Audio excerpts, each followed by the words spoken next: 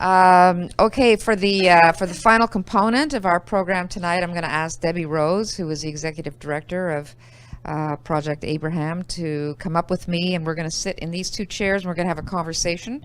I'm going to ask Debbie some questions, and Debbie's going to tell you details about what Project Abraham has been doing to help those Yezidis who are here in Canada and to help with their resettlement. You know what? Let's make it a little more. Yep. All right. First, tell us about how you got involved with the Yazidi community and how Project Abraham got underway. Okay. So as said, this genocide began in August of 2014, and in 2015, Mirza Ismail, third time you're hearing it, this was a very active man for his people, the spiritual leader of the Yezidis in the Greater Toronto Area, the GTA. He approached the executive of a relatively new organization at that time as well, Mozuud Freedom Foundation. He approached the executive and basically begged them to bring some Yezidis over for family reunification under the private sponsorship program. So this was, such a tiny community. We're just talking if there were even 20 people at that point in the GTA. It was probably a lot. GTA means? Yeah, Greater Toronto Area. Thank you. So they took it on. I mean, Mozuud wasn't their mandate, but it was just something they felt very deeply about, and they couldn't turn it down, and they took it on. In January of 2016, that was when I got involved. My first meeting was just in somebody's home. There were a handful of Yezidis there. There were a few volunteers. They were helping them fill in the forms for private sponsorship. And somehow I came to help. Gary and I both went. My husband is at the back. We both came to help, and we didn't know just how much we were going to get involved, but we got very involved very quickly. So that year was when it started, and we worked that year to bring in 4 families. All right. So, oh yes, I'm talking to you. All right. What exactly then does Project Abraham do for the Yazidi community? Okay, well, it's really evolved over the years as the needs of the Yezidis changed. So in 2016, we didn't really have any Yezidis here, so our work that year was raising money, raising awareness, trying to get volunteers, and putting everything in place in order to bring over the 4 families. So we raised over $100,000. I don't know if anybody's ever done the application process for refugees. It's just terrible. So that was like unbelievable, the amount of work that we did to get these families in. And so that was really great. And what was very exciting that year was, as mentioned, usually when you put in an application for private sponsorship, it can take years before your family comes over. But because it was right at that point in the fall of 2016, when the government finally had to say, yes, it was a genocide, and we're going to do something about it, they expedited all of the applications that were in the process at that time. So our families came over within 3 to 6 months of their applications being put in, which was a miracle. So that was very exciting. Then in How many were there? 4 well, just up with our private sponsorship, it was 4 families. I don't know, I'm just throwing out a figure, maybe 12 to 15, something like that. Then in 2017, it changed a lot because, well, we were taking care of the families we brought in, but that's when the government-assisted refugees began to arrive. Now, we knew from our work that privately sponsored refugees do a lot better in terms of integration than the government-assisted refugees, which I can explain a little bit more later. But primarily it's because they have those volunteers on the ground who are helping them with the integration process. And so we took it upon ourselves voluntarily to recruit volunteers and to train them and to send them out as teams to work with these families. All right, so take me through what a volunteer would do for those families. What exactly do they do? Okay. A lot of different things. It depends on the family, but they might need to help them find a home. They might need to find a guarantor for that home. It's really, really hard to find homes right now. It's very challenging. Then they're going to want to maybe bring them some clothing, collect some household goods to set them up. They're walking into an empty home, basically. The government gives them their basic furniture, but outside of that, you know, I mean, sheets, towels, pillows, pots and pans, I mean, everything's needed. They may need to help them enroll in ESL or get the kids into school. They might need to drive them to doctor's appointments. In fact, that's a big one because the government seemed to focus on a lot of the people who had medical problems. And look, anybody who's survived from the kind of sexual slavery and the genocide they went through, they're going to have medical problems.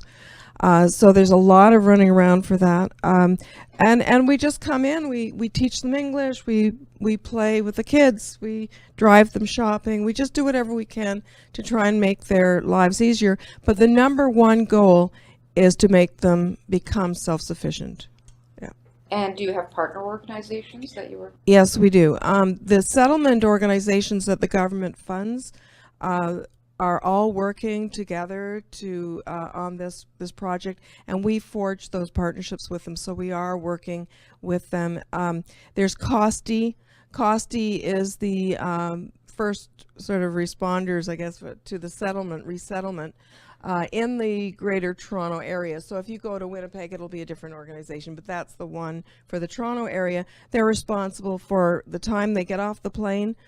They meet them, they take them to the hotel where they go through processes and orientation for 3 weeks. They'll set up a bank account, they'll get their SIN number, their medical insurance, and then they're assigned a caseworker who follows them until the end of the first year or maybe the second year.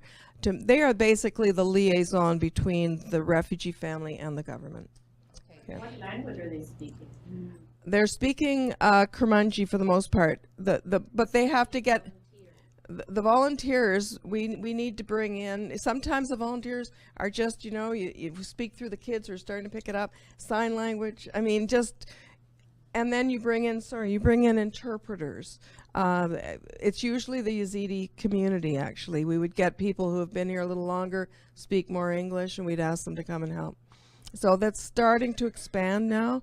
We're getting more people, and some of the men, because they went to school, they learned in Arabic, so they speak Arabic. So sometimes Arabic translators, interpreters, would be in. The children. One of the things that I learned about the Yezidis was that they're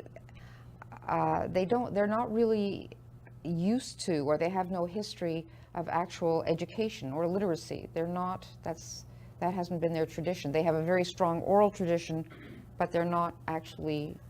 Well, I would say that's more for a lot of the women. There's nothing in their culture that says that the women can't go to school, and some did go to school, but the vast majority didn't, and the reasons were a couple. One was financial. You know, they were needed at home just to help you know, the family economically. But the other reason was because they lived in these villages, and the school might be in a distant village, and families were really very nervous about the security of the girls. They wouldn't send them to school because they worried for their safety. So they didn't have this education. So the men, most of the men, some didn't, but most of the men did go to school, and they are educated, and they were educated in Arabic. But we have a lot of women who came over who are illiterate, and not only can you imagine that they don't even know numerals. Really? Can you imagine living in a world like ours where you can't identify numerals? So it's a challenge. That is interesting. Yeah. All right. So how many of these are young children? I mean, they are the future. So you have a group.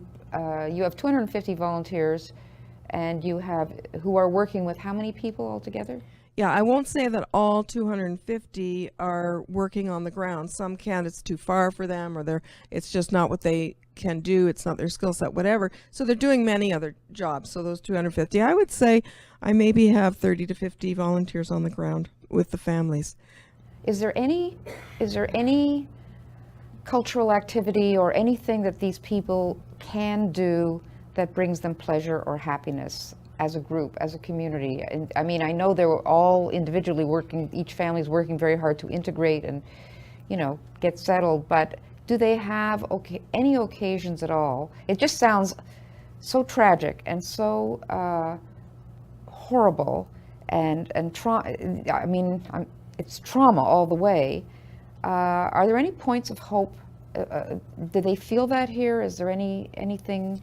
You know, I think on a day-to-day basis, it's for a lot of the women.